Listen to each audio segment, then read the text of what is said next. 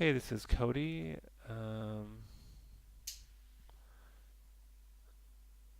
and yeah, you've got a couple poses in there. It's a start. Sounds like you're having some issues with your character. Um, a quick look at this image. Um, I can't. I'll have to open the my file to be sure, but it says the attribute name not recognized. I'm noticing that there's no attribute on the driven selected. So you've got the object selected, you've got the driver selected, you don't have the driven selected. So I'm guessing that's why you're getting that error, but we can take a look. And let's look at the facial stuff as well. So um, I don't want to try to fix it in this file. It should really be fixed in the rig file. So, but let's just check that you're using the. Are you using IK? Why is the bottom? What's going on here? No, you're not using IK for this hand. It looks like you're doing IK for this hand, but it's on 5. No, you do, that's definitely not what you want. Look, IK IK is either on 0 or 10 or very quickly transitioning between the two. So that's a mistake. So let's delete that and let's put it on 10. And now that's going to control where the hand is. So if you want the hand to be planted, let's say here or something like that. God, there's a lot of problems with this rig. So I'm just going to delete these.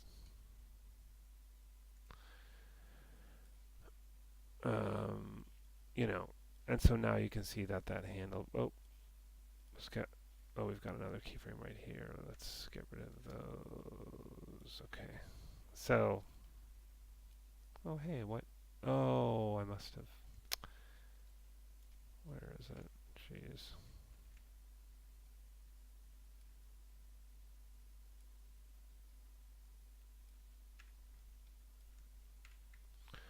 All right. Sorry about that. All right. I think I accidentally put it on frame 1 instead of 0. Anyway, the point of the story is you can see that. Oh, there's another one here. You know, while he's getting up, his hand remains planted and sort of giving him some leverage. And then, you know, when it pulls beyond the length of it, you should lift it. But prior to that, you know, you can have it planted on there, which is good for pushing yourself up out of a sitting pose. Let's take a look at your rig file and try to solve some of these issues. Okay, so first of all, let's look at the face moving thing, and this is one of those where, okay, let's take, I'm going to do Control F9 to convert that to vertices, Window, General Editors, Component Editor, and let's just take a look, smooth skin. So the weights for that head are spread across all these joints. I mean, look at all of them. Like everything in the whole body practically, and like teeny tiny fractions and stuff. So um, that's it's almost worth just re-skinning the. You can try pruning small weights, and that's going to get you some of this solved.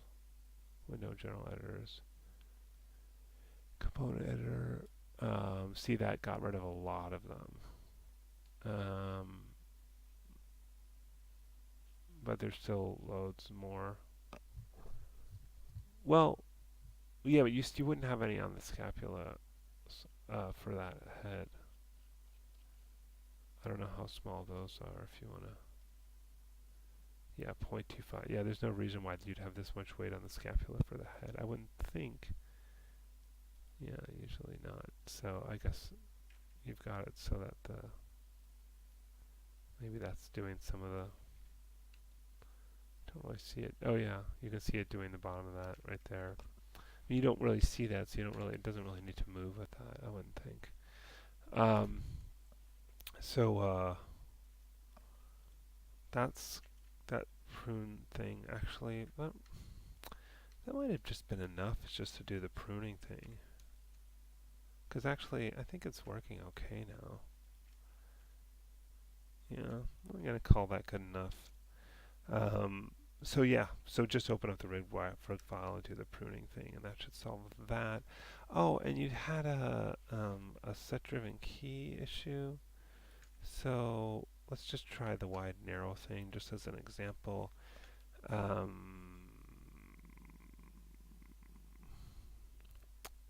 Animation, right? Key. Where is set driven key now? Set driven key set. Okay. Load driver. Translate what? X. Okay.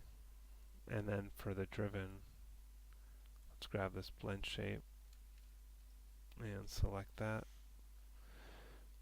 Whoops. Blend shape. Select that and load driven. And let's do the mouth wide, let's say.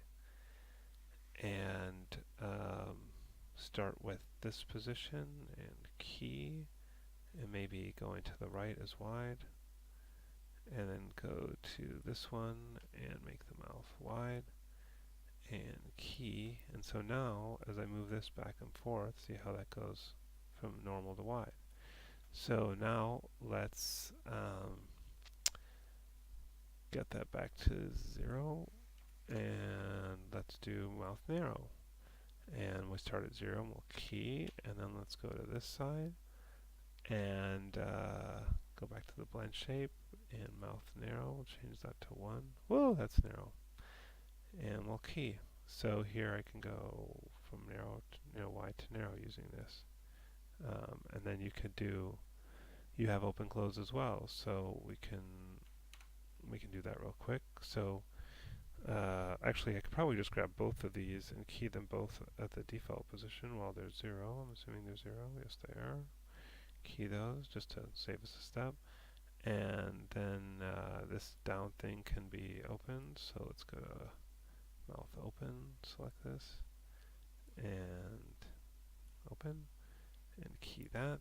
And let's go up and closed. And select that and key. Yep, this needs to be at 0 now. Sorry.